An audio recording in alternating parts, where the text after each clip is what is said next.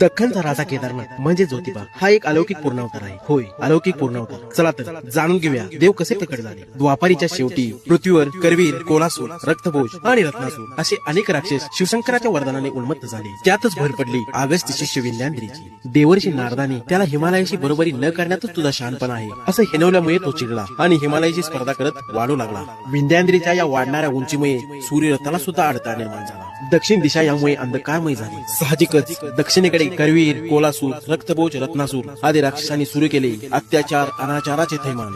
आणि अशातच पुण्यश्लोक गयासुराच्या पुण्याईने त्याचा पुत्र कोल्हासुराने ईश्वराकडून योगदंडाची प्राप्ती करून घेतली. या योगदंडाच्या सामर्थ्याने मानवांना शेया मेंढ्यात रूपांतर करून त्याचे दूध दुभते खाऊन कोल्हासूर मल्हासारखा माजला. त्याच्याकडील योगदंडाचा प्रतिकार ज्योतिर्मय स्वरूपाला शरण जाण्याशिवाय पर्याय नाही असे असल्याने करवीर निवासनी हिमालयात जाऊन ज्योतिर्मय स्वरूपाला साखळी घातली. त्याच वेळी हिमालयात पौगंड ऋषी व विमलांबुजा हे उभय ऋषी दाम्पत्य शुद्ध सनातन ज्योतिर्मय स्वरूपाने पुत्र रूपाने प्रकट व्हावे म्हणून खडतर अशी ब्रह्मकल्प तपश्चर्या करीत होते.